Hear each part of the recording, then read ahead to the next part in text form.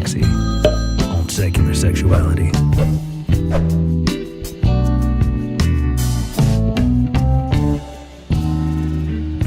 Hello and welcome to Secular Sexuality, the ACA show that always remembers Stonewall was a riot. With me, of course, tonight is Bianca, fresh from their charity-based cam session. I gotta tell you, it's not good to be back. If I had my druthers, I'd still be out in the desert, but I am glad to see you good folks. So thanks so much for holding down the fort. Yeah, for sure. Happy to have you back. We're all glad you came back from your super secret mission unscathed. Yeah.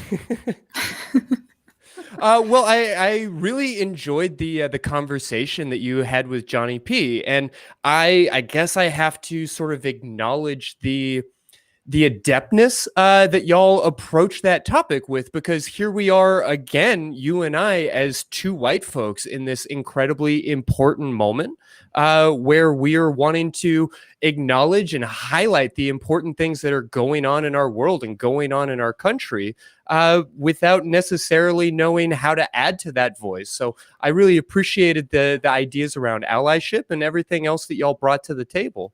Thank you. Yeah, it was a good conversation. I think we managed to hit on all the points that I know I wanted to hit on, and find ways to make it broadly applicable, because I mean, it's Pride Month.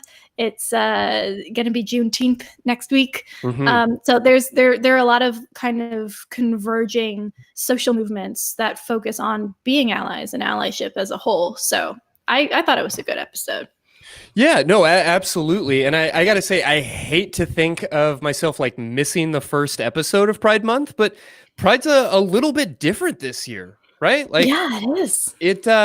I find it really kind of beautiful to acknowledge, I think, that when COVID came in, when our society changed, when parades were no longer viable, I really didn't hear a lot of belly aching or complaining from the queer community. I didn't see the type of pushback that we've seen from, the NCAA or the World Wrestling Enterprise or any of these other organizations.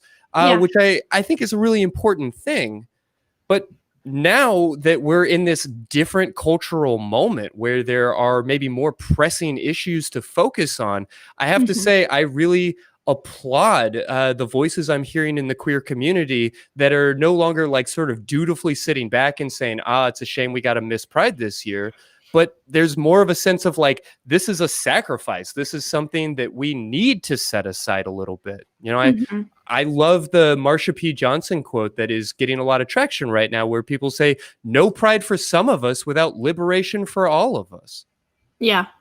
Oh, for sure. And it's an interesting kind of tension that's happening with that, because on the one hand, we want to make sure that we are abiding by guidelines to keep everybody as safe and healthy as possible. And I know there's a lot of confusion about, okay, well, why is it okay to go out and protest? Why is it not okay to have Pride Month and Pride parades, but it is okay to go out and do this? And that's a good conversation to have, but I think it comes down to what takes precedence, what is most needed right now, where are we most urgently hurting, and what do we need to address most adeptly as quickly as possible. So I think, as far as I'm concerned, we're making the right call. I know there's a meme. We skipped Pride and went straight to wrath. Gay wrath. I'm okay with that. It's fair, and it's a little bit needed. Right? Like, yeah. I understand to an extent when people are in good faith asking the question, like, is it safe to go to a protest? Because I think the answer, in a certain sense, in a lot of different senses, actually, is no. It's not safe to go to a protest. But at the same time, it's better to go outside of a burning building and face, freezing cold or bad temperatures. You don't stay inside of a building when it's burning down. And that's the experience of a lot of folks in our country right now. I think it's important to acknowledge that.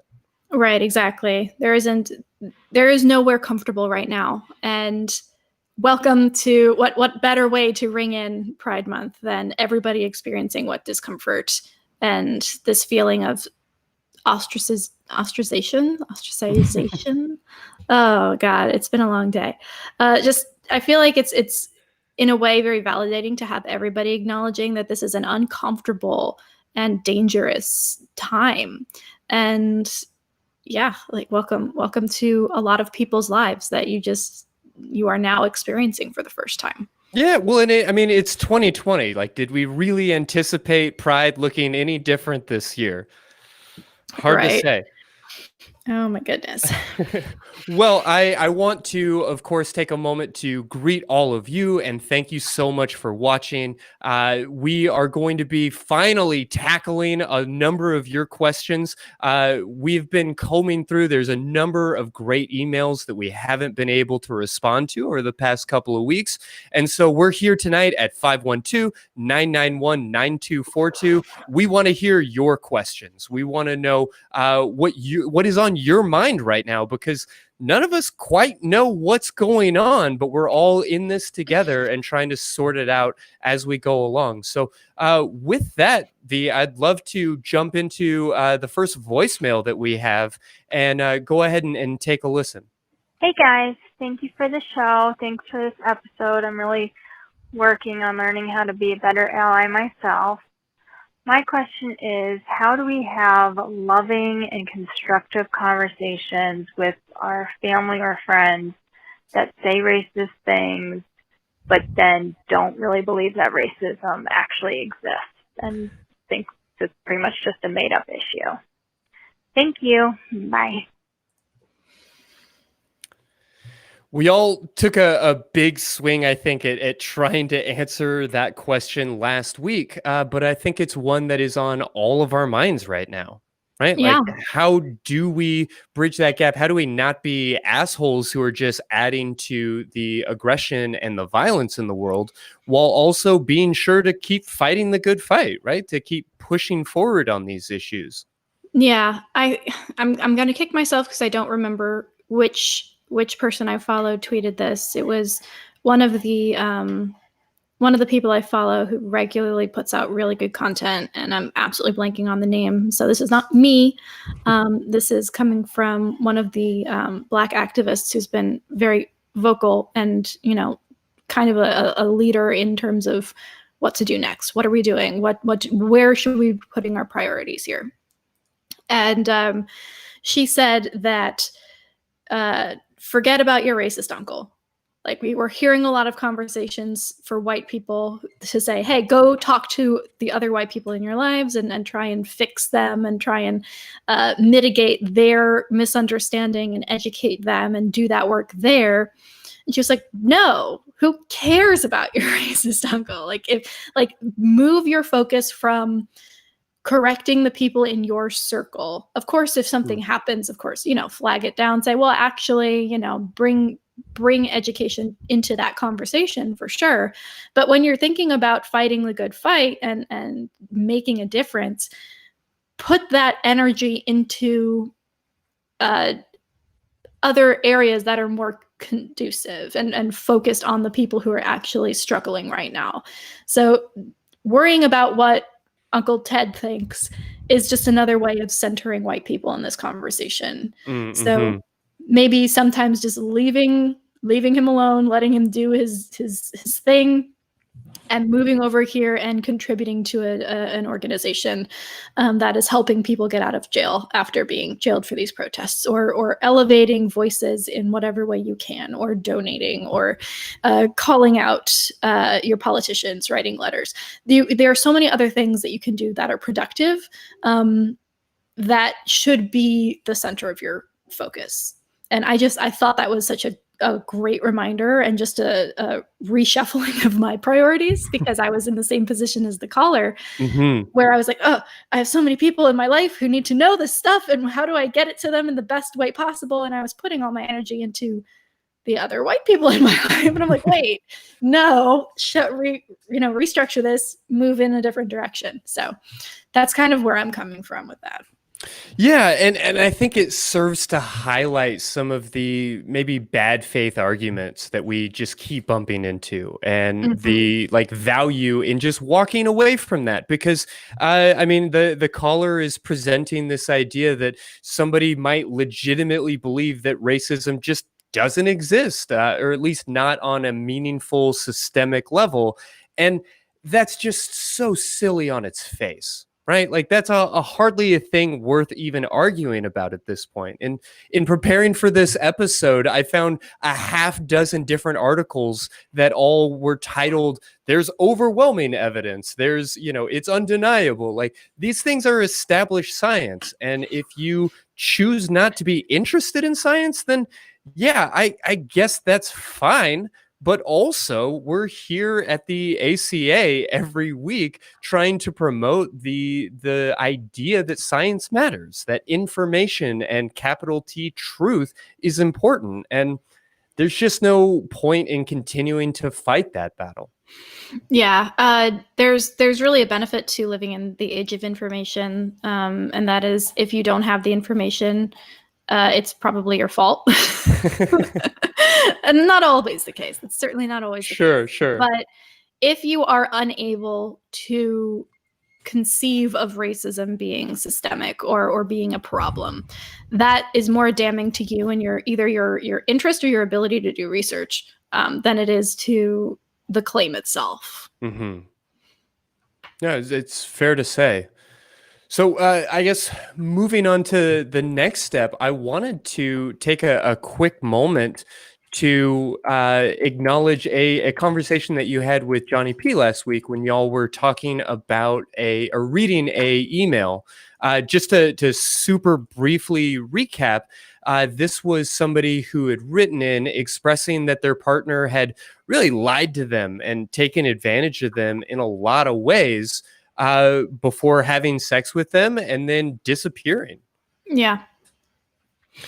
And I really appreciated where y'all came from with that, but I had to like my partner, as we're listening to the podcast as we're driving out through the desert, had to like squeeze my knee and pause it because she was like, you just want to disagree with me, right? Like you're just right there. And it was so funny to me because I recognize that when you and I do this show, we so rarely do disagree. But there is that impetus, I think, when you're listening to something to be constantly sort of like looking for, well, what are the other edges? Like, what else should I add, or what should we do here? Mm-hmm. And I guess in the context of that conversation, this writer was discussing the word rape and whether or not it applied to their experience of being lied to, of basically being manipulated into giving sort of a false consent, and whether or not that word applied appropriately here. And Johnny came in as a lawyer, being very hesitant to really like endorse or acknowledge anything specific. But Mm-hmm. I have to say that even if I have some vague comprehension from watching too much Law and Order about the difference between like murder 1 and murder 2, homicide in the 3rd degree, like these different conceptualizations of the legal system, I don't know that when I talk about murder that I'm necessarily referring to that idea. That murder is necessarily tied directly to the legal system. And I don't know that rape needs to be either. And having looked at it, I've got in the notes for this episode some great information from the Department of Justice and the way that our Department of Justice looks at rape cases whenever they're calculating those statistics. They Mm-hmm. define it as the penetration, no matter how slight, of the vagina or anus with any body part or object, or oral penetration by a sex organ of another person without the consent of the victim. And they go on to clarify a little bit about what consent might mean, whether or not there is the ability to consent because of mental incapacity or intoxication, these different things. And I guess from that standpoint, I can't say that a crime has been committed in the story that we were told, but I also can't help but feel like there was a lie and a manipulation. And I think I just want to affirm the writer's concerns there. How does that resonate with you? I think it's a tricky topic, and I'm excited that we finally are coming at this from like different angles, because usually we tend to be pretty much in lockstep. Sure. But I think for me, the concern is, and this is my concerns and my empathy for the caller notwithstanding. This has nothing to do with my empathy for their situation or validation that this happened to them. My concern is mostly that if we call sex without total transparency, or sex under pretense, or sex without full disclosure rape, that waters rape down to the point where you can say, I was raped, and somebody will not be able to come at you with the resources you might need, or the empathy you might require, or the legal action that you might want. So for me, it's less about, yes, I'm sure that that's what that felt like to that person, and there is a consensual aspect to that is crucial. But using that word to me feels like it has the potential to water it down to the point where it's useless. And I think that doing that tends to bring more issues than benefits. I think that that's actually a really well-reasoned position. I have to point out that there are some cases around people lying about their identity, wearing a Halloween costume, for instance. I read one story about identical twin brothers being disingenuous about their identity in that way. And as interesting or curious as those stories might be, if we were able to divorce them from the humanity of the heinous act that's being committed, I don't entirely know how much information they give us, but I also just don't know how it benefits anybody to dismiss this experience, because when we're talking about something legal, when we're talking about access to services, like, these are all different ideas. And we can acknowledge that a crime can be committed without anybody being hurt, that people can be absolutely hurt without a crime being committed. And so I hesitate to take that word off the table.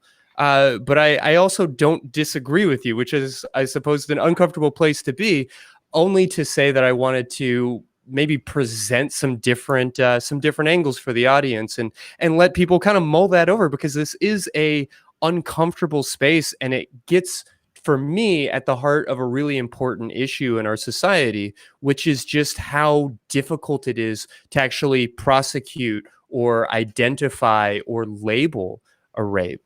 And so I think another thing is, for some reason, it feels like the English language is very stingy with words. And we're in this world, well, we have a word, and it's this word, and so everything needs to fit into this word because we already have a perfectly good word. It's like when you're a kid and you ask your mom for like food, like, we have food at home. It's like, what's a good word for this? Well, we have a word. It's in the fridge. Just go get that word. And so maybe the answer to that is less, let's broaden the category of rape to include all of these things, and rather have a more nuanced and intricate language to describe the various kinds of manipulation or consensual gray areas that happen inevitably when people are having sex. I think part of the reason we have such a limited vocabulary here is because it's uncomfortable to talk about. It's uncomfortable to think about. A lot of people don't like to think about sex, especially sex that isn't good.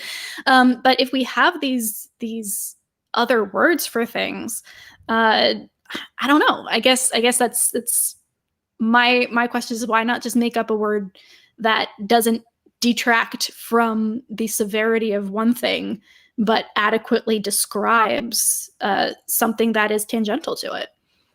I hear that, and I don't want to belabor this for the rest of the episode while we go round and round, but I think I have to point out that there's been a big push in the last couple of years to remove the term non-consensual sex from our lexicon, because non-consensual sex is rape. And it's important that we actually hear the weight and the gravity and the grossness of that word. And as somebody who has worked with a number of women in particular who have experienced these kinds of assaults, so often women don't even identify their experience as rape. And Yeah. I think that there's a lot of value in, I don't want to say destigmatizing, but maybe taking the shiny wrapping off of that word so that we can use it, not freely, not carelessly, but accurately and necessarily. I agree with that.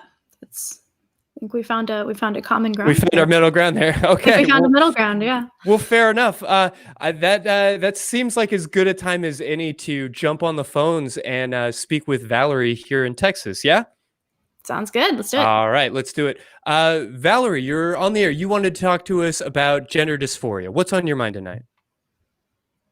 Well, I'm a long time kind of watcher. I figured this is the first time I actually caught it live, but I've been dealing with, and it's something I've had for a while, just general dysphoria, but also specifically genital dysphoria. And for how it pertains just to wanting to be sexually active in a relationship and having those desires, but it's difficult to act on them because I feel like in the moments, one overwhelms the other, and usually it's dysphoria that wins out in that. And then I kind of just feel bad because I've led my partner up to this moment, and then I feel like I can't properly reciprocate or do anything myself in it because I can't get past the essential block of how I feel about my body. Yeah, I hear that. Help me, I guess, look for your question in that. What is it that you are kind of trying to sort through? No, it's a big, important question to be asking. And I say question, I know a little laughably, but I recognize, I think, the weight of what you're discussing here. I guess if there was a question in it, it's what would your thoughts be on a good way to kind of, I don't want to say power past the dysphoria because that's difficult to do, but a way to work through it so that I don't feel like I'm not meeting their needs. Not that they're needy. I mean, they've been very, very respectful and considerate with how I feel and all this, but a good way, I guess, to cope with the wanting to be sexually active, but being preoperative, still having to deal with just general dysphoria in that regard and how it stops the other from happening. Yeah, no, I hear that. I think that as difficult as all of these pieces can be, that a major place to focus on is just expanding your definition of sex. Giving yourself permission to recognize that sex or sexuality doesn't necessarily need to involve genitals. It doesn't necessarily need to involve penetration or any of these pieces that we might otherwise see as vital. Really don't need to be there when we have like a truly expansive sex positive idea of what sexuality can be.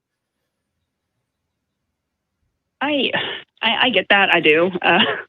And like I try to at times and even then it's not always just genital related. It's just, I guess in the heat of the moment, things just feel like they're heading in that direction. And it can be something as simple as accidentally bumping in the wrong area and then being touched in the wrong area as a result. That just essentially trigger being just the word that's used a lot these days, but it is essentially just a trigger of dysphoria when that hits, and that kind of just shuts the mood down entirely. And that's the part that I guess I struggle with because there are times when I do try to do other things or be there in other ways, and I feel like in some of those situations I hit a point where I just let them down because I try to initiate sometimes, and then it's like, well, you initiated this and now you're just backing out, which I mean, it's fine and they're respectful of. It's just I feel even worse as a result of that. So it's I don't know. I thought I would just get your all opinion on it because I like the insight that you two usually give. It's been helpful for other issues I've worked through. That's good. Yeah, well, I think one piece I kind of want to highlight is your use of the word trigger doesn't feel inappropriate to me at all. And Right. I really want to emphasize that in the same way that I was saying, we need to kind of sometimes take the wrapping off of these words and feel comfortable using them casually, not recklessly. But I don't know that you need to feel bad about acknowledging that experience, because that's really exactly what's happening here. And that's very human, and that's very okay. For whatever it's worth, I really hope that you can move towards this place of acceptance where you recognize that feeling a little uncomfortable, a little bit gross, maybe even a little bit flooded and overwhelmed and triggered, that it's not pleasant, but that it is okay. And it's not necessarily a problem that needs to be solved as much as we might hope for better from you. Beyond that, I would encourage you to feel comfortable with whatever workaround, no matter how unconventional, feels right for you. Mhm. There's no rule that you have to be naked in order to be having sex. There's no rule that your genitals need to be even on the playing field, so to speak. Uh, V, what else comes to mind? I think you've pretty much covered it. I feel hesitant to approach this because I personally don't experience that. And so there's nothing I can draw from necessarily from my own experience. I would just echo that it's okay. And if your partner is not, your partner can be, so here's my 2 cents. I have had multiple partners, and they've most of the time been pretty respectful of my boundaries, of my needs. I have a chronic condition that makes it difficult to have sex sometimes, and there have been partners who have been like, yeah, okay, that's fine, we don't need to have sex, it's okay, you can do what you need to do. But there was still this expectation there, and this sense that I had somehow let them down. And then I've had other partners who have just wholeheartedly embraced, oh, of course, duh, of course we wouldn't have sex tonight. Thank you so much for telling me that. I appreciate that. And there was no expectation there. There was no pressure. There was no feeling of guilt. So a lot of this, I don't want to pin this on your partner because, of course, I don't know them. I have no frame of reference for your relationship. But I would say that you deserve somebody who not only is respectful of your body and your boundaries, but also makes it okay to voice those opinions without placing any unspoken emotional, not manipulation, because I don't think it's intended as manipulation a lot of the time, but that expectation, that disappointment, unspoken or not. So just keeping that in mind as well. A lot of this might be just the way the conversation is happening and the way that you and your partner are communicating about this. It could be that having a sit-down conversation with them and really explaining this. Again, no idea about your relationship or if this has happened, but I found that has been the biggest difference for me. A lot of the time between partners is not just do they respect my right to say no, but also do they make me feel bad for saying no in unspoken ways. So, if I may, I'm sorry, Valerie. I'd actually love to hear your response.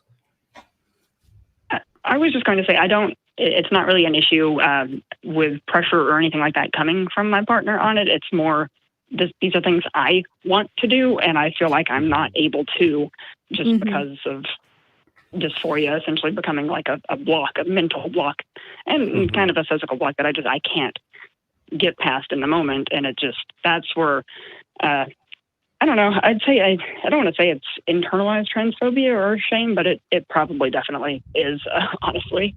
Just, I don't know, it's weighed on me a little more recently with the whole shelter in place, COVID. I was actually up to have surgery consult, was hoping all my problems would at least change, maybe not go away, but that just, I don't know, that's why it's been weighing on me more recently. And I actually had a chance to watch live today and thought I might call it and no, and I so appreciate I so appreciate that you did. I want to recognize that that's a brave thing to do and an uncomfortable thing for many people to talk about. And so I may even encourage, if you feel comfortable, if you're able, to encourage you to keep talking. And that may be a part of the solution here, is not just to have like a sit down important conversation with your partner, but to become comfortable with talking about these things more casually. Being able to maybe gamify it, even coming up with a code word or a silly phrase where you're able to acknowledge these things out loud. I recognize that may seem ridiculous, that may seem unhelpful in a lot of ways, but if you are able to be discussing these things on any level, it can become really useful to open those doors a little bit. The only other thing that I might want to point you towards would be Sexual Intelligence, the book by Marty Klein. It's a little bit of a slog, and I'm going to acknowledge that while I wouldn't call it heteronormative, it is definitely geared towards a cishet audience. But it does have really beautiful take on just acknowledging the nature of bodies and the imperfect way that they work, and being okay with the sex that you're able to have, rather than yearning or feeling frustrated or guilty about the sex that you're not having. I'll definitely keep that in mind. I listen to a lot of live streams and audiobooks and things at my job because I have a lot of spare time, thankfully. So I might see if I can pick that up. But otherwise, I unfortunately have to go at the moment. I can't stay around much longer. But you've both given me a lot to think and ponder on. So thank you. It was very helpful. Appreciate your bravery. Take care. Bye. Also, just for all the audience out there, this is not a fun time to be a person, really. Sure. And there are going to be, and if something that has been weighing on you before is weighing on you more now for some reason, I'd give yourself a little bit more of a break, because we're living through a couple of really intense, once in a century type events. And if it's going to aggravate, it's going to blow things out of proportion a little bit, and that's okay. That's human. That's normal. It means you're responding to this in an empathetic way, which is good. Yeah, I think that's fair to remember, that no matter what we're talking about tonight, anytime we're experiencing these negative or uncomfortable emotions, it's worth just acknowledging sort of the global state of our environment and recognizing that there's some uncommon pressures that we're not really used to compensating for right now. So let's keep it rolling if we can. I'd love to check in with Rachel in Australia. Yeah, sounds good. All right, great. Rachel, what can we do for you tonight? Hi. So I was calling in tonight because I had a question about porn, and particularly soft porn.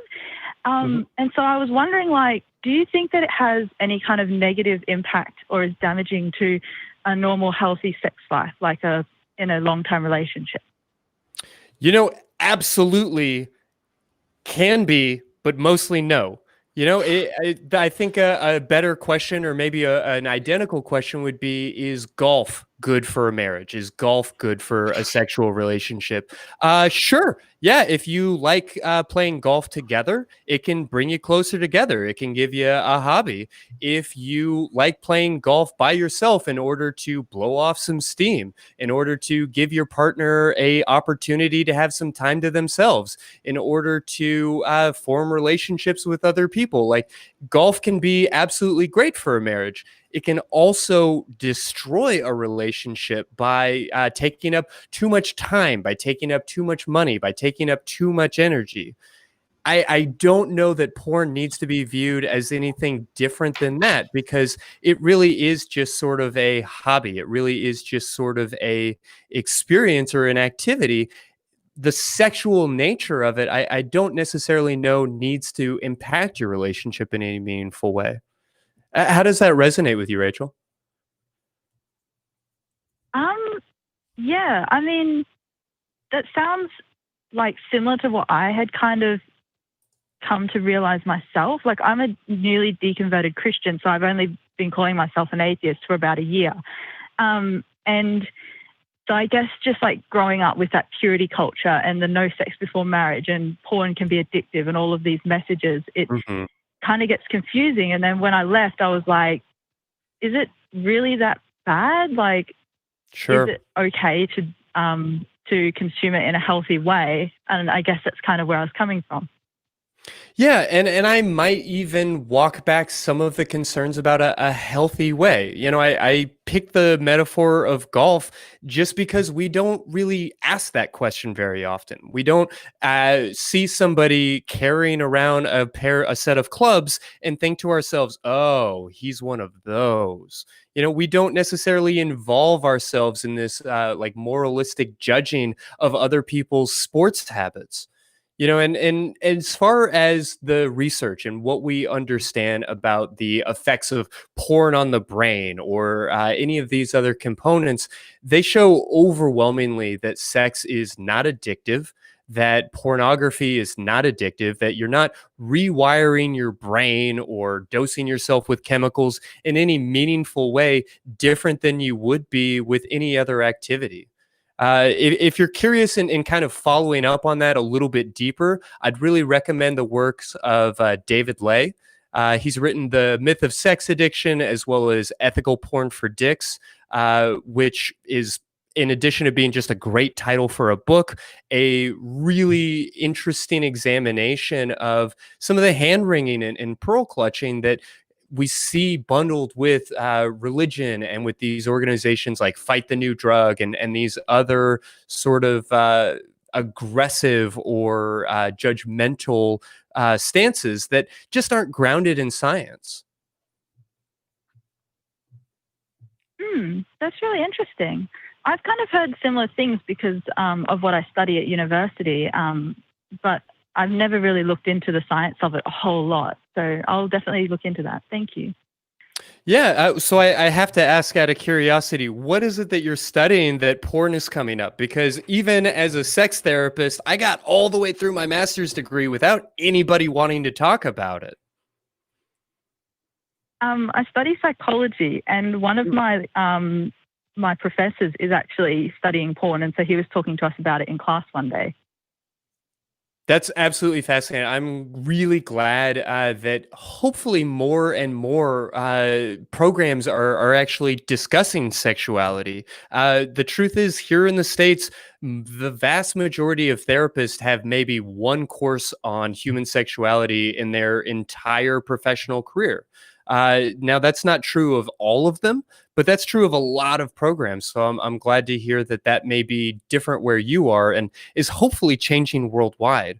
The only other thing that I would kind of highlight or point you towards is just the fact that the DSM, the American Manual basically for diagnosis of psychiatric concerns, does not list porn addiction.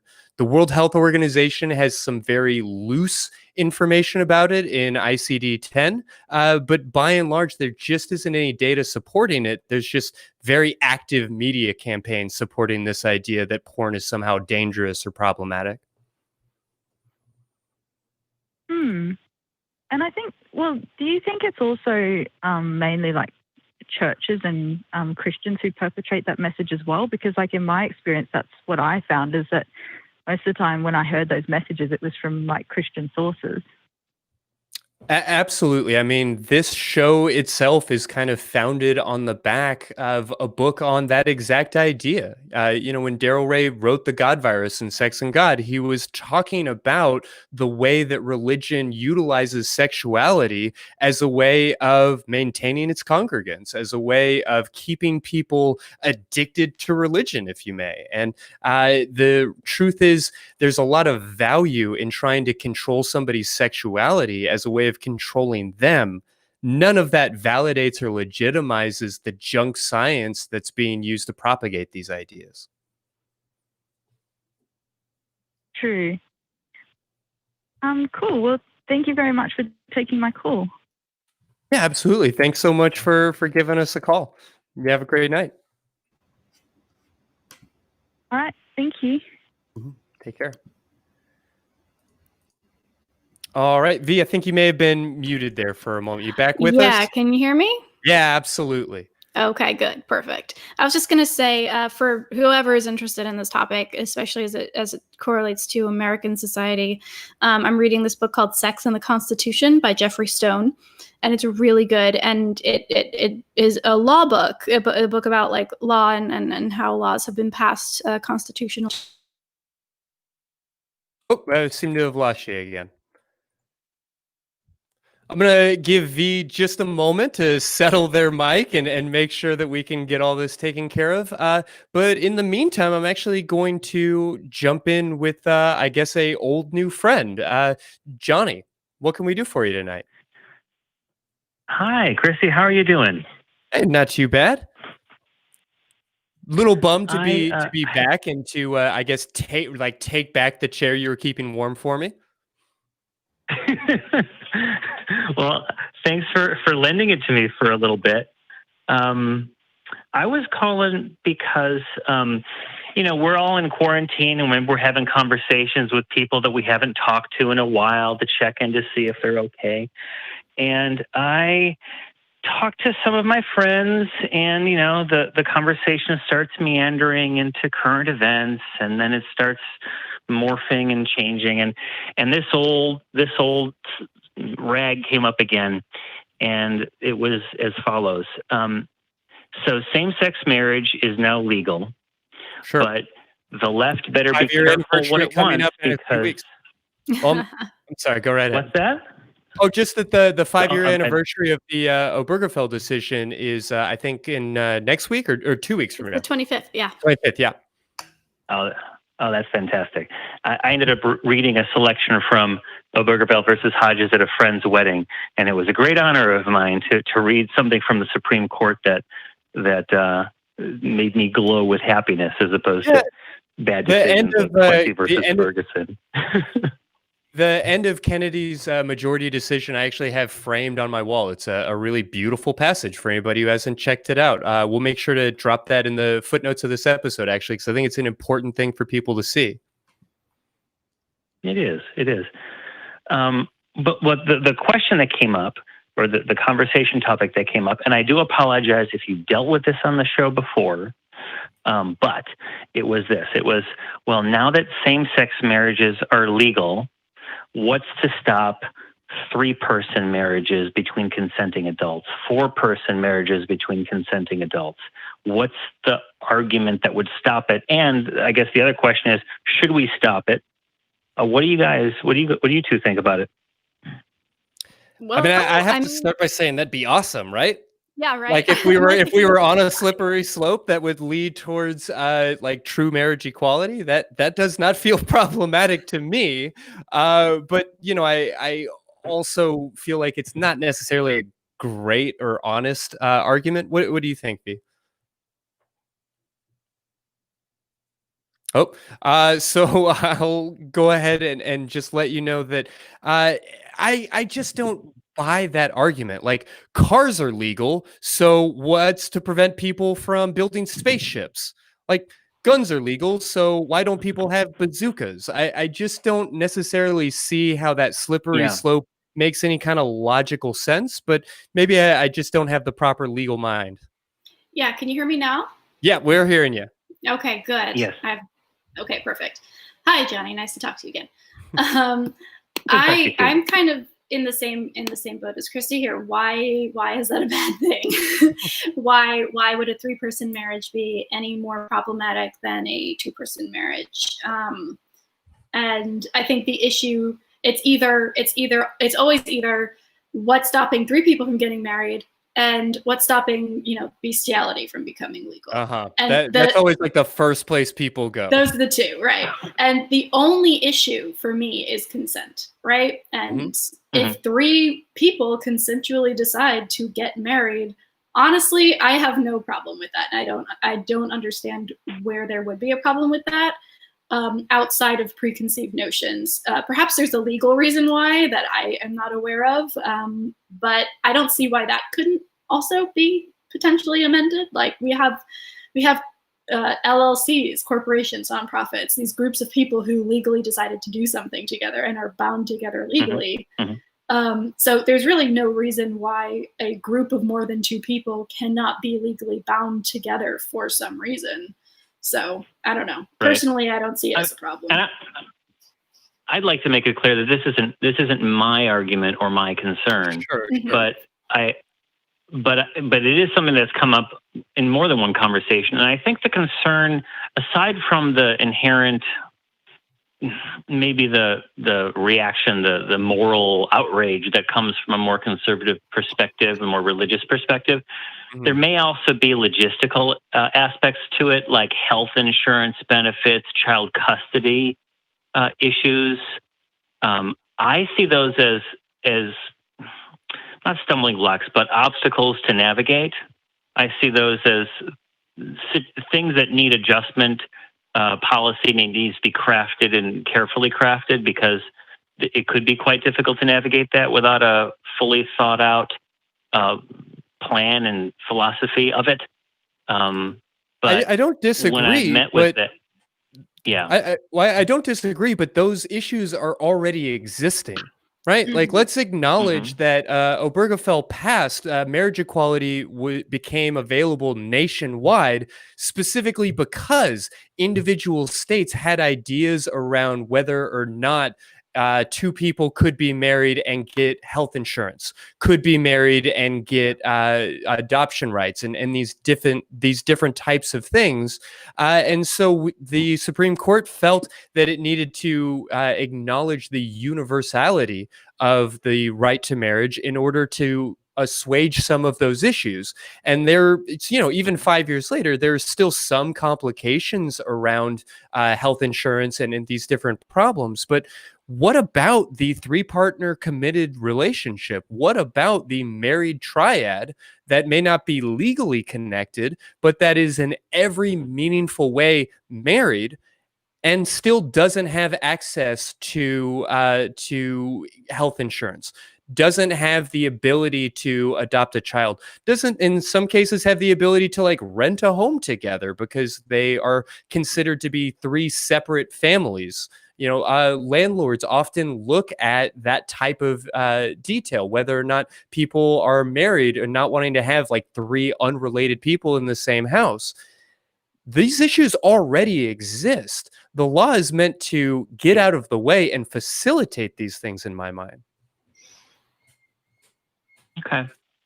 Yeah. Okay. Yeah. So I don't know if this really like assuages your hypothetical argument or the people that you're talking to, because I imagine our quickness to be like, yeah, we should have three-person marriage may not resonate for everybody. But I do think that there is no valid argument against it, that there is nothing rooted in an understanding of science or humanity that would prevent such an idea. Right. I'd say maybe start a street epistemology approach to that in that situation. So instead of going straight to three-person marriages are fine, what are you talking about? Moving from, well, what's wrong with the three-person marriage? What would the problems with that be? And see where that issue is stemming from. Is it a legal thing? Are there precedents that you could reference or current legal issues that kind of speak to that? Is it a moral thing or a religious thing? In which case you have a whole other conversation on your hands. But maybe starting from a street epistemology approach and say, okay, well, why? Why is that your example? And what are you trying to convey with that example? Yeah, I like that. Yeah, because I think the approach of speaking to these friends, and it's more than one, to say, well, there's nothing wrong with it, or I have no problem with it, so what? Which is kind of what I've said in the past. It doesn't really resolve it, and I suspect that the foundation for the opposition isn't logistical. I suspect it does come down to sort of a metaphysically based belief, right? Oh yeah, they're going to pass it religion off as anchored belief. legal or something, but it's not actually. Right. So I think that's what we're getting down to here is how to rip off the Mhm. window dressing and get down to the studs of the argument. Because once you do that, Yeah. it really comes down to, well, this ancient book says it's bad, and you say it's Mhm. okay. And that is a very different Mhm. conversation. Right. Yeah. Do you know if there are any societies in the world that have good examples? And I don't want to say sophisticated societies, but let's say more complex industrial social services type of societies that had multiple partner relationships that we're talking about, ones with health benefits or anything like that? Yeah, I mean, multiple partner relationships, of course, and absolutely in, every major culture that's been studied, at least in modern history. But beyond that, in terms of like the legal protections of marriage and things along those lines, I don't believe so. I feel like every once in a while I'll see some Facebook article about this one person in this one place that got it sort of a Shirley exception type of situation. But at least I'm not aware of any industrialized nation that has marriage access from multiple partners. However, I will say we've got an incredible audience of skeptical internet sleuths. And so I would very much ask everybody listening to this right now to highlight those things. If you have an example of this, if you have more information, please let us know. I think that would be a fascinating thing for us to discuss. I would like to know more about it too. I hope I do read something in the comments on the Discord or wherever that information is shared. And I hope to talk with you guys again. And thanks again for taking my call. This is the first time I've actually gotten a call through on one of these call-in shows. So the best one first. It's all downhill from here. We'll take it. There you go. Okay, so we'll go ahead and put him on the top of the list then, and just make sure that we get him in the heavy rotation. He's speaking my language. Yeah. Well, V, if you don't mind, we've got a stack queue, and I'd like to keep the polyamory conversation going and touch base with Tim in Pennsylvania. Tim, what can we do for you tonight? Hi guys. Big fan of the show. Love V. He's awesome. Yay! Thank you. Yeah. I am polyamorous. I have been in a polyamorous relationship since October of last year.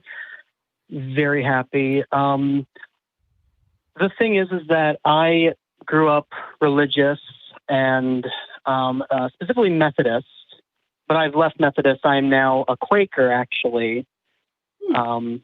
Bit different. But the issue is that I am still closeted as a polyamorous individual. I'm also gay. Mm-hmm. I should get that out of the way too. And sort of the irony in my situation is religion has actually been a major conduit to promote me exploring my sexuality. It's sort of my family, the only thing that's holding me back, kind of, because my family is not at all progressive. So I just kind of found that to be interesting. In particular, I was hoping to get advice on how to potentially eventually come out to my family. Yeah. Yeah, well, I mean, I definitely grew up Methodist and can relate to that conversation about how to come out to your family as poly. I was very adamant that I would perhaps never do so, and went to great lengths to kind of cover my tracks, to use pseudonyms on dating apps, to keep all of this like very secretive. And as big of a city as Austin feels like it is, it sure as shit isn't.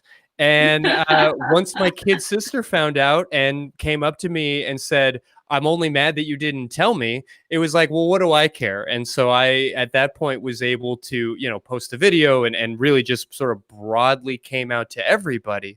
But I, at the very least, relate to that tension, that anxiety, even if it didn't work out that way in my experience. I was very concerned. And so I would like to hope that if you, when or if you do come out, that you would be greeted with that same sort of love and affection. But I recognize that that's certainly not the case for many, many people. Yeah, Tim, what do you think your family's reaction would be? I'm assuming, have you come out to them as gay? Is that a conversation you've already had? How did that go? In my immediate family, yes. My mother, in particular, was the first because she's a non-practicing Protestant. Like, so she believes in God and everything, but she doesn't go to church. Doesn't really take the Bible as seriously as she claims to. I came to her first, and she was very accepting. I came out to my dad, so they were all accepting of it. My extended family, cousins, grandparents, they do not know. My grandfather, on my dad's side in particular, told me that if a person in his family ever came out as gay, he would shoot them. So, Jeez. yeah. Okay. Well, I'm glad that your immediate family seems to be at least open-minded enough to be able to have these conversations and accept you for who you are. I'm sorry that doesn't extend to extended family. I get that. I think I've come out as poly to my family. If I haven't, hi guys. If you're watching, I guess I'm poly.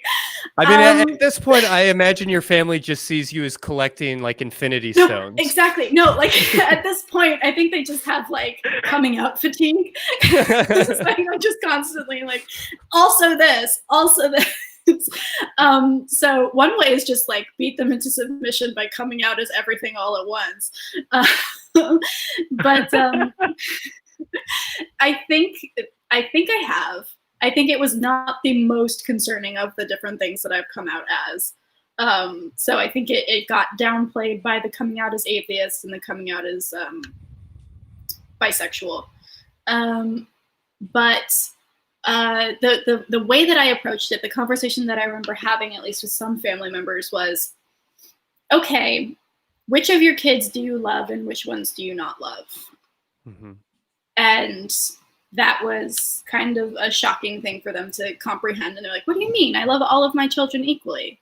It's like, well, no, like you have one person who you're supposed to love as a kid, right? Favorite, so it has to be, right. It has to be one kid who is the one you love. And then sure, maybe you like the other ones, but like you only get one, right? And they were like, no, that's not how that works. I was like, exactly.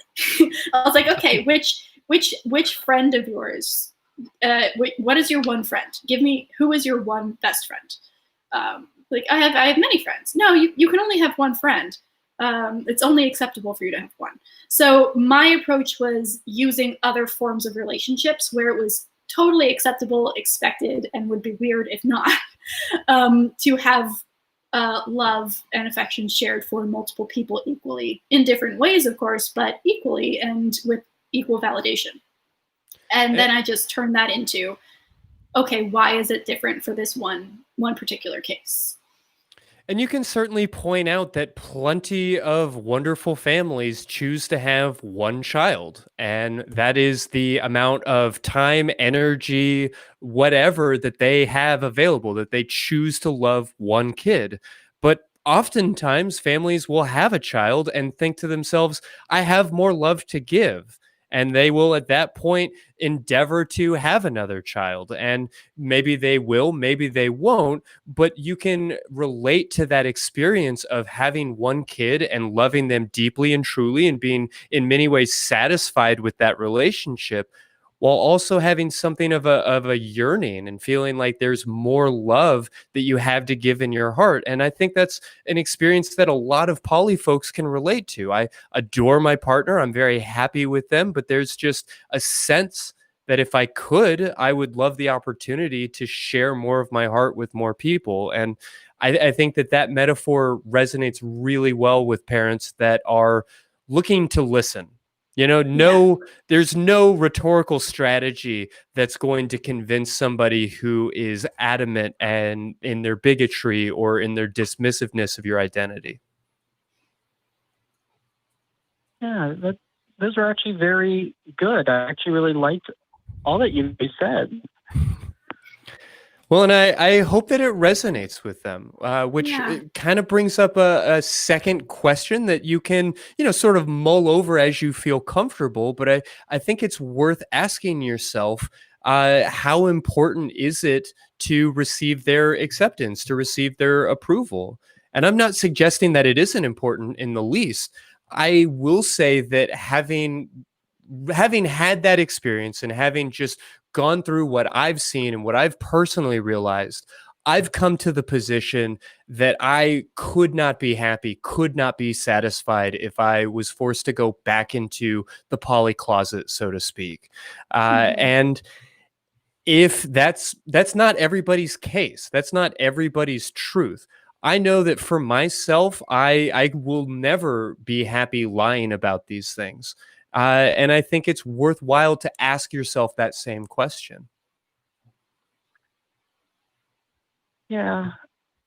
Yeah, it's a bit of a somber note, because I think, aside from the fact that my grandfather is massively homophobic and, problematic, like, I still, despite that one massive problem, they're such great people. They'll do anything for other people. Like, Yeah. and I don't know, it almost seems selfish to say, but sometimes I feel like I'm just keeping that a secret to keep that love going until it's not there even more to worry about. You know what I'm saying? Which sounds very selfish, Yeah. I know. Well, no, it's not selfish. I mean, how many family members came out to you as monogamous? That's a fair point. Yeah. And you don't owe anybody your secrets. Exactly. You may find, or some people do find, that their identity is best when it's expressed. That is not an obligation, right? Like, I choose to wear nail polish oftentimes because I like the way it makes me feel. I like the way it makes me look. I like the way that it expresses a piece of my identity to the world. And that feels good. But I sure as shit don't owe it to anybody. I don't have to prove my queerness. I don't have to signal my gender in any meaningful way to anybody else because it's none of their goddamn business. That's fair. It's just with me, I kind of struggle with this idea of, like, I feel like I put a lot of time in my relationships. I, to some extent, even identify with my relationships as probably the cornerstone of my being to an extent. And it just feels almost incomplete that people I also love and care about as family can't share that with me. You know what I mean? Yeah.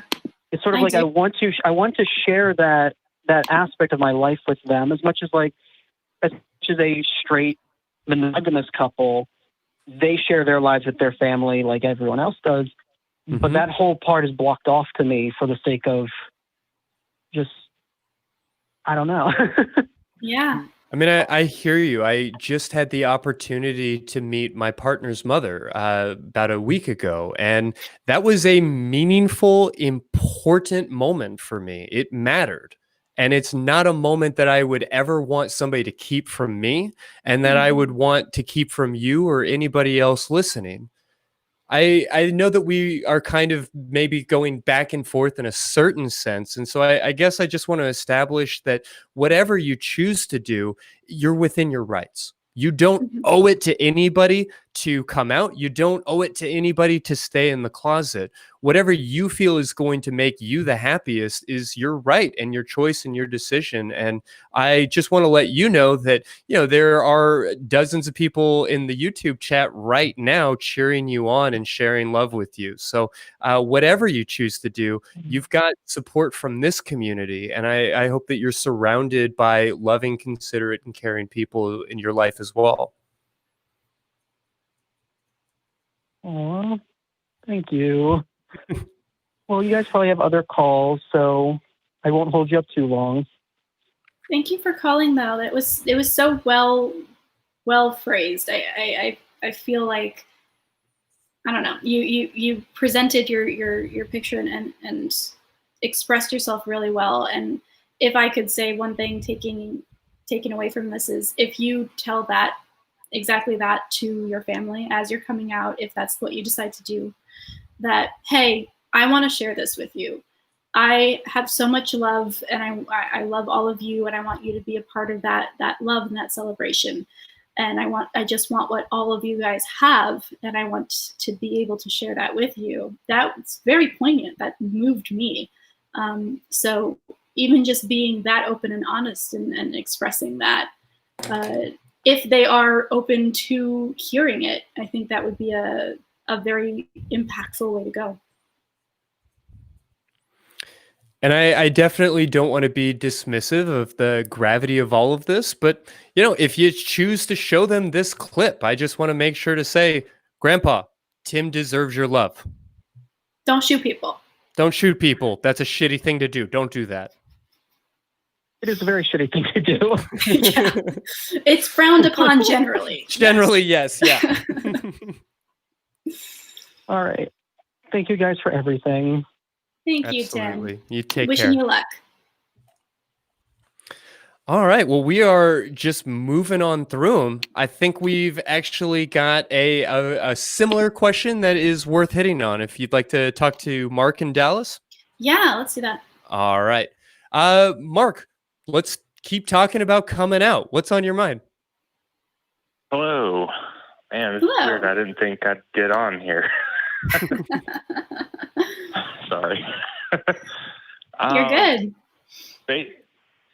Basically, my main question is, when it comes to dating and being an atheist, when do you tell people exactly? Is that something that you guys think that should happen immediately? I think it probably should, at least personally, but what are your thoughts?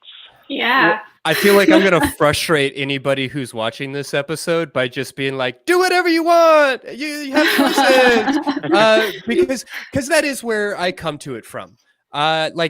Obviously, I, am very publicly out as an atheist. Like, there wouldn't be a whole lot of value in me trying to hide that from anybody at this stage in the game.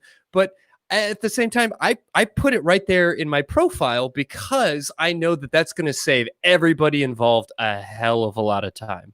If your religion is super important to you, if you're eager for somebody to share that with you, I am not a partner who's going to satisfy your life and be in a meaningful relationship with you. So I do that right out of the gates, but I don't know, again, that you owe that to anybody. You may ask yourself the question, how important is your partner's religiosity to you? Is it important to you to be dating an atheist? Is it important to you to be dating somebody who has at least compatible beliefs, if not identical beliefs? Mm-hmm. And then to maybe mirror that in the way you express yourself. Yeah, that's a good point. Yeah, and to me, honestly, I don't really care. I mean, I would hope to have a like-minded person, mm-hmm. but I'm an atheist, so I don't really believe in any of that stuff, so it doesn't matter to me. But it seems, I mean, I'm up in Dallas. I mean, Texas is pretty religious, y'all know. Oh, yeah. Mm-hmm. No, mm-hmm. we got that one. Yeah, I don't know. I think for me, I actively, this doesn't sound terrible, except for very, very unique circumstances, I actively weed religious people out of my dating pool, just intentionally, because I find that this is my passion. This is what I do, and I want to talk about it, and I want to be with people who will not make me feel bad for talking about it. And so usually that means that I cannot date a religious person, at least not a person who bothers to put their religion in their profile. Yeah, I'd say, where are you meeting these people? Is this through dating apps? Is this like meet cutes where you're like bumping into each other and dropping books on the sidewalk? How are you? Because that's going to ultimately be the deciding factor here. Like, do you have the ability to put it on your profile, or is this just hey, I met someone at a bar and I don't know what the next step is? Yeah, it's kind of a mixture. And to be honest, even, my limited experience with dating apps and stuff, I don't really project that. I don't put it out there, but I feel like I should, because it's becoming more important to me. Mm-hmm. So, and dating apps are tricky. Just to say, you don't necessarily need to put like atheist capital letters at the center of your profile. I mean, you absolutely can. But I recognize that for some people, there's a difference between not having a belief in a god or gods and being like an atheist activist, right? And so, V and I might be coming at this from a place of like, there is a little bit of a right and wrong to this, or there's at least a right or wrong for me. But at the same time, dating is all about kind of signaling each other. Right. So maybe you don't put atheist in capital letters. Maybe you throw in some nice, cute quote about humanism. Maybe you sort of present it in these more charming or sort of subtle and interesting ways. Not to suggest that dating is about manipulation, but there's certainly a dance to it. Absolutely. And if all else fails, you can just catfish as Richard Dawkins. Yeah. I don't think I'm nearly as eloquent as he is. No, I think Christy's right. I think it's up to you. There is no should or shouldn't here. I think that if you are finding that atheism is starting to become something you're more interested in, then it would be useful to have somebody who at least respected that interest to the extent that they could talk about it with you, because ideally you'd want to share your interests and your passions with your partner. If it's simply just something that doesn't come up and you're not interested in religion and you're not interested in that, then it's very easy to just, say, I'm not very religious, or I don't know what I believe. I'm agnostic, or what have you. So it depends on what your end goal is. Do you want somebody who you can share this growing interest with, or is this just more of a, I'm fine doing this on my own as long as the other person doesn't mind it? Absolutely. Yeah, and I want to just highlight some words that our call screener dropped in the chat about how to signal some of these things. Like it could be on that third date talking about the Hitchens book that you're reading or something along those lines. But also you can just put in your profile words like skeptic, free thinker, humanist, secular. It doesn't necessarily need to be atheist, which we know can be a charged word, at least in Dallas of all places. Right, exactly. That's a good point. And that's honestly, that's amazing advice. I never really thought about that. Yeah, well, I hope that it bridges the gap. I hope that you find the right special somebody, and that y'all can discuss the non-existence of gods or whatever else you crazy kids are doing on dates these days. Absolutely. Hey, before the call ends, I really want to thank everyone at the ACA, V, Christy. I mean, y'all are amazing. You're doing great work, and I appreciate it, and I know many, many other people do as well.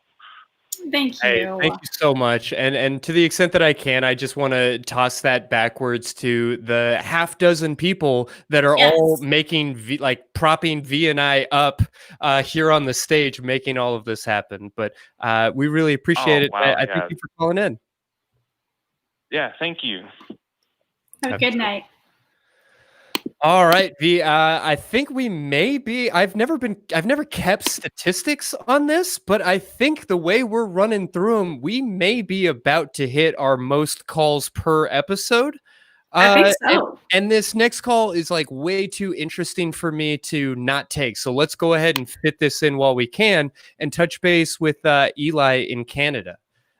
Eli, what can we do for you? Hi there. Hello. Hey, what's going on? Hi. I'm checking in again. I talked with you guys back in February about the problems I was dealing with my health, having gone through andropause and lack of sex drive and all these things. The testosterone replacement therapy has been working wonders. Things are pretty much back to normal the way they used to be, yeah. Fantastic. And the icing on the cake is that I have met the most amazing man. I am in a new relationship. We are just completely madly in love with each other. It is just so fantastic, and like the sex life is very healthy and robust. Yeah, we're still in that honeymoon phase, and everything is just absolutely fantastic. Yay! Thank you. There is an issue that we're dealing with.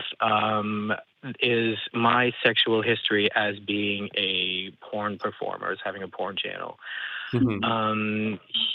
He has a bit of a hard time dealing with that, just because it seems to play on his insecurities.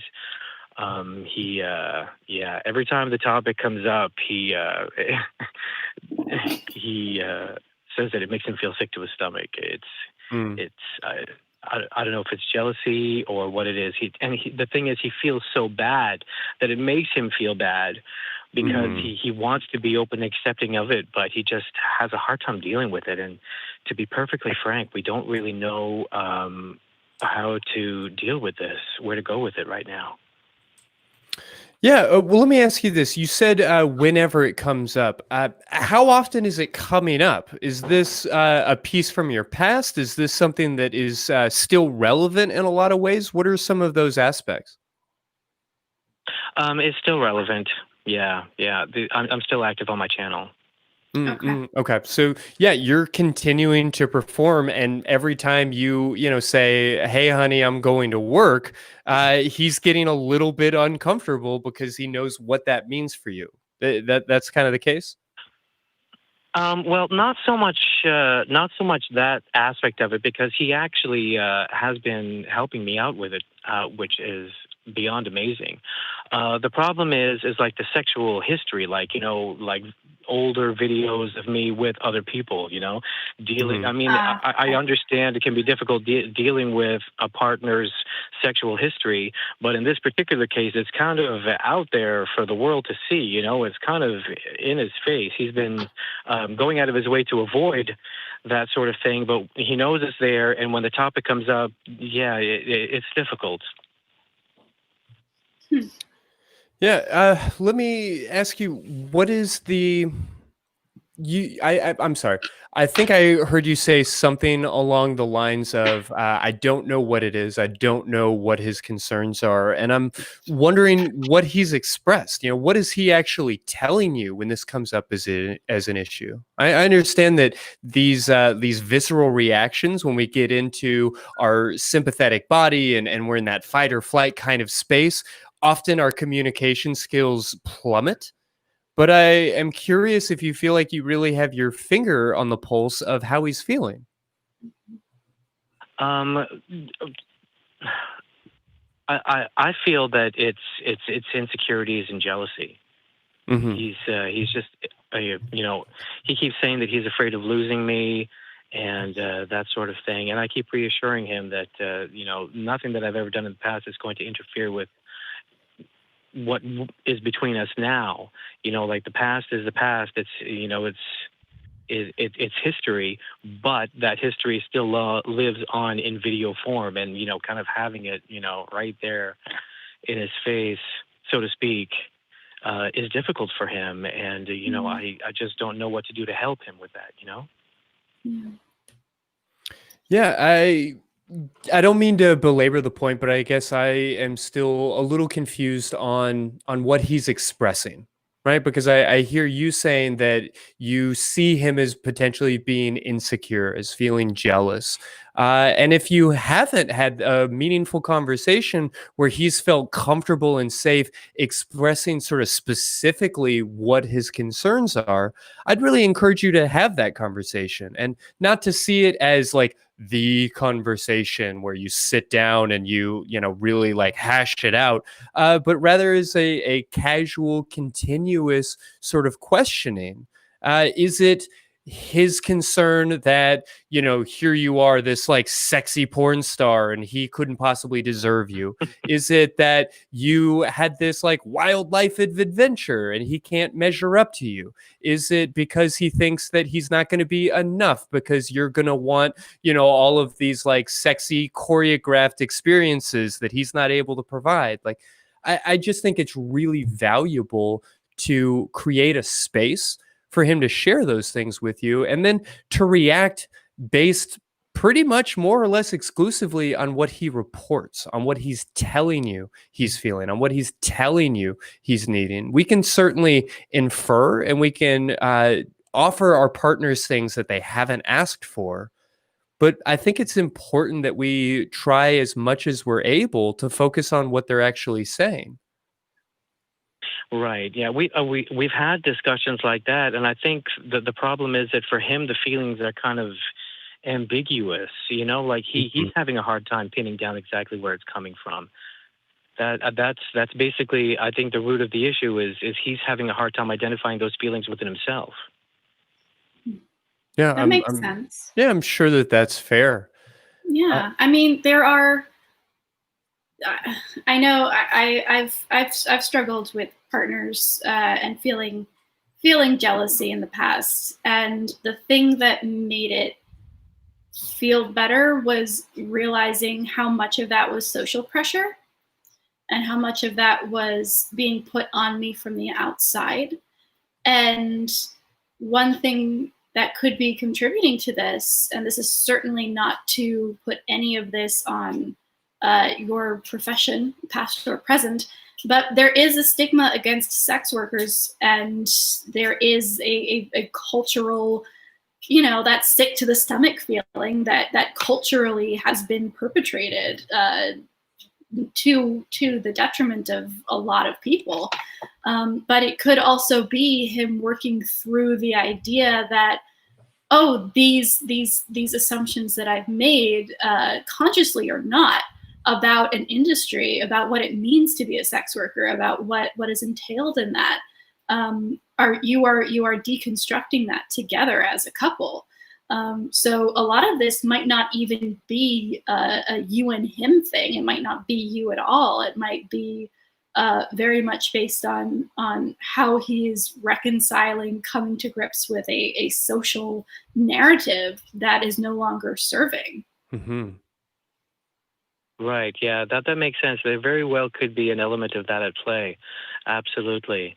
I'm not sure how much of the pie chart that would take up, because to be honest, he is helping me with creating some new content and everything. So I think the idea of porn itself as a concept is not really that much of a barrier for him, because he seems to be pretty open to helping me develop my channel in this new direction with him.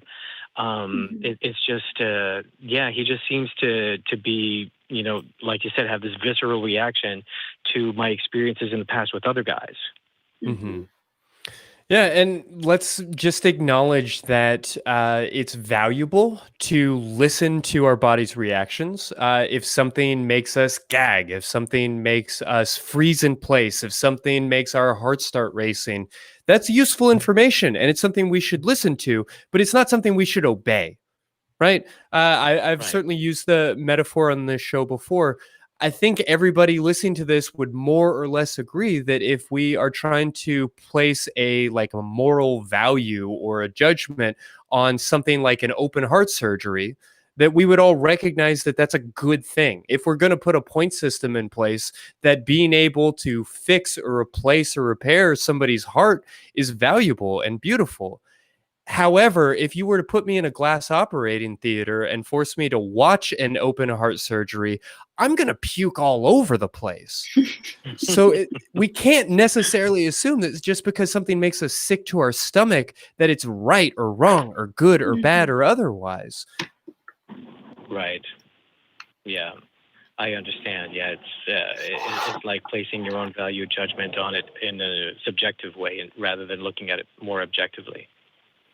There's that piece of it, But I think V may have been hitting on something because oftentimes there's something of a like social or cultural obligation to be offended by things. So often we, in an attempt to protect our own rights, to fit into the group, we get outraged over things that don't necessarily upset us on their own.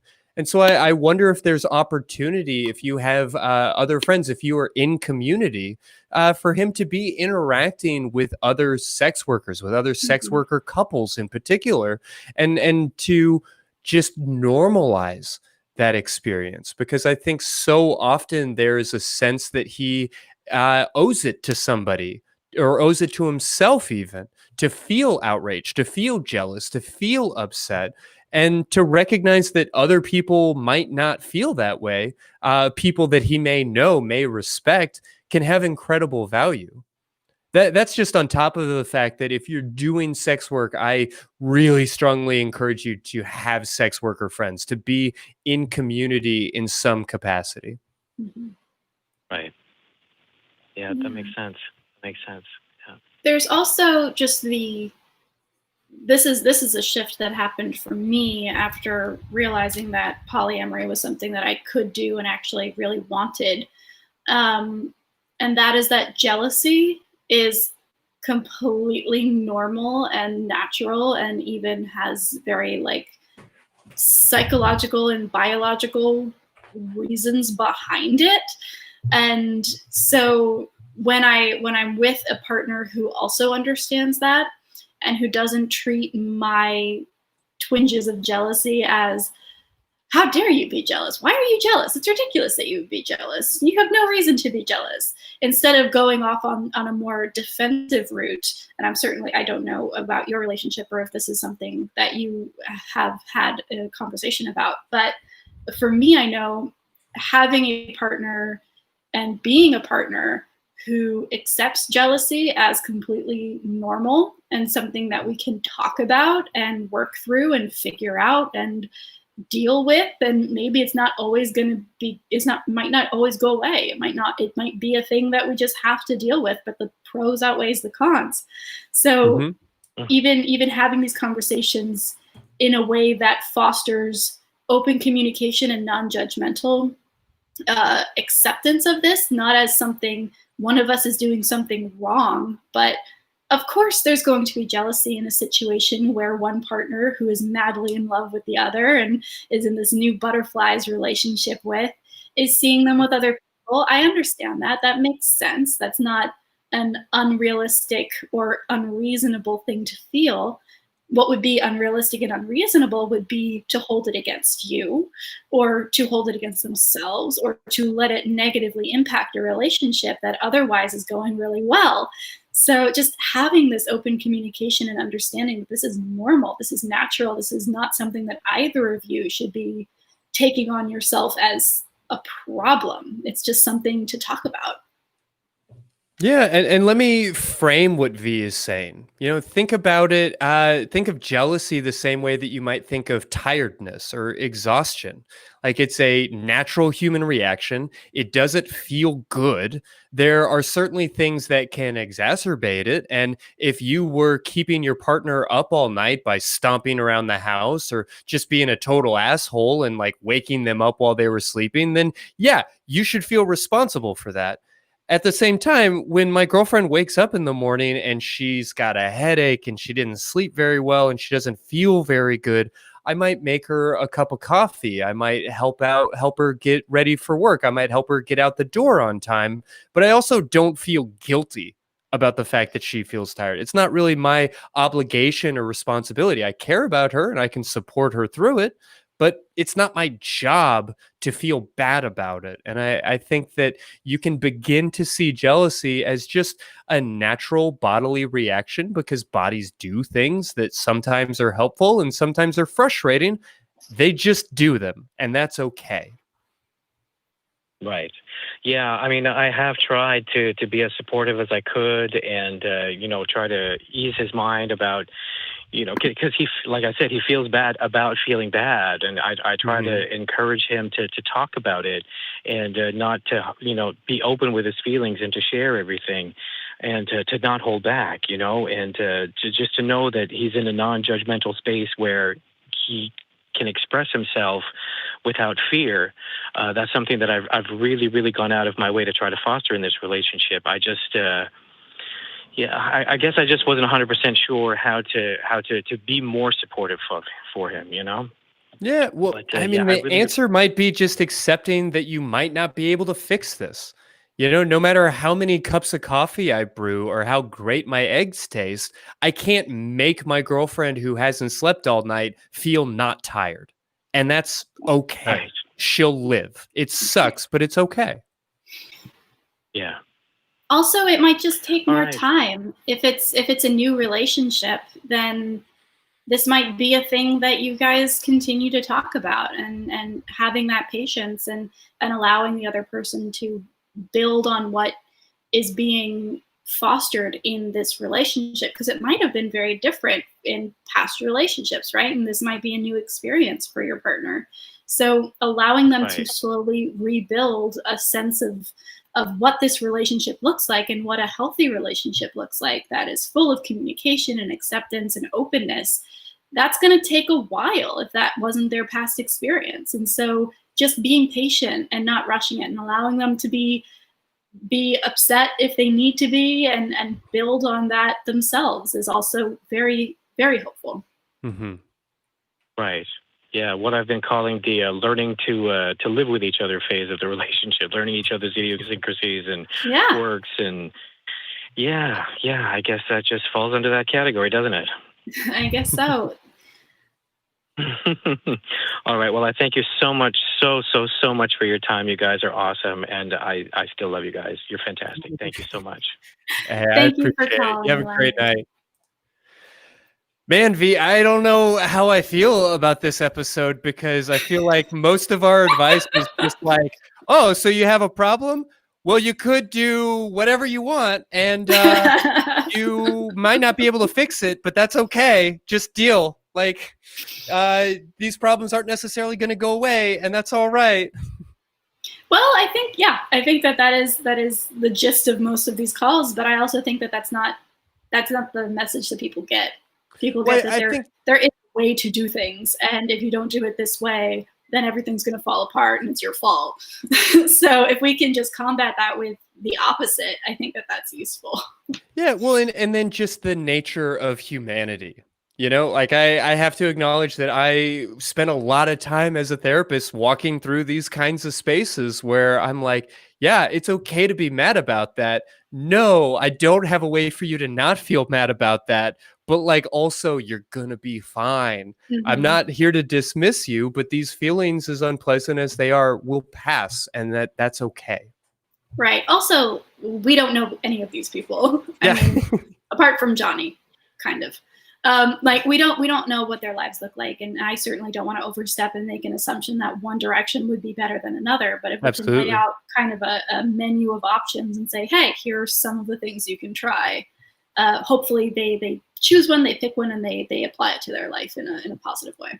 Yeah, which is human, making those choices and facing that sort of existential obligation and responsibility. Yep. The other side of this is that we have done very, very little to actually chip away at our growing stack of mail. So I guess I just want to say to everybody watching, if you have sent us an email in the recent weeks and have not received a response, we're so sorry. That's kind of shitty on us. I do apologize, but after tonight, I think that we definitely will actually kind of hit you back and stop holding on to those as an opportunity to read on air. And we do very, very much appreciate everybody who takes the time to write in and share their stories with us. There's so much that we don't read on air, of course, and a lot of the time it's because these are really intimate, really brave, really beautiful things that people are sharing with us. And I think I just want to kind of honor that and make acknowledgement of everybody who's taken the time to share a piece of themselves with us. Yes, thank you. And if you want to get in touch with us for our next mailbag episode, which honestly, like if we can just keep this level of calls across the rest of 2020, I'll be very happy. This was amazing. Thank you, everybody who called in. If you would like to get in touch with us, you can find us on Twitter at Secular Sex. You can also email us at sex@atheist-community.org. And you can call our hotline. You heard one of our voicemails played at the beginning of this episode, and that's 512-666-0275. 512-666-0-ASK. And we will play those at the beginning or sometime throughout the mailbag episodes as well and answer those. So if you're asleep by the time that this airs, or you just would feel more comfortable communicating with us in a way that wasn't live on air, that is certainly open to you. Yeah, and then I also want to let people know that we are going to be jumping into the Discord server next week. Next week, that's 6/18 for us here now in our present, perhaps your past. We are going to be having a little bit of a gender discussion, gender roundtable next week in the Discord after next week's episode. A couple of days ago, V, I got an opportunity to interview Tristan Reese, who was, yeah, absolutely. He was incredibly eloquent. I couldn't help but feel during the interview that I would just sort of like bring up an idea and hand it to him, and he would be like, okay, I'm going to go ahead and take care of this. You sit back. And I was like, thank you. I don't need to interrupt you. You're brilliant. So we'll be all watching that interview together. You and I, of course, will be also answering people's calls and doing the show that we love. But next week, after that episode, we're going to jump into the Discord to kind of respond further to that interview and be talking about issues of gender, especially as it relates to pregnancy and transgender issues. So we hope that everybody will join us for that. Otherwise, I really just want to take a moment to, again, thank our cast and crew for helping us look so good. Woo! All of these talented and hardworking folks putting it all together, each from their own homes. Love y'all. And then, of course, to thank our wonderful audience, the incredible callers that we got tonight, but also the really supportive chat. You know, I mentioned it to Tim, but if anybody who calls into the show, I think definitely needs to go back and watch that part of the episode and just notice the incredible outpourings of warmth and care and consideration that this super beautiful community is happy to pour out on them. I love that. Yes. Go to the live chat, not the comments. Yeah. Two different things. That is the nature of YouTube, right? Yes. And thank you to all of our amazing mods as well for making sure that live chat stays supportive and on topic and full of love for our callers. So yeah, facilitating this beautiful community. So whether it's, next week when you jump into the Discord or any time in between, the ACA is on Facebook. We're on Discord, of via Twitter, as well as by email, all of these different pieces. I guess I just want to stress that the Atheist Experience Network, while a very important part of this organization, the shows that we put out, the information that we create, even in this time of distance and separation, we are a community. And we really hope that, you're not just sitting on the sidelines and taking in the content, but that you have the opportunity to express yourself, to share yourself, to be seen and to see and to be known and to know. We love creating and building this community, and we hope that you'll join us. So thank you so much for watching tonight. And I guess it's time to remind everybody to go out and give themselves a big ol' orgasm, or better yet, give somebody else one.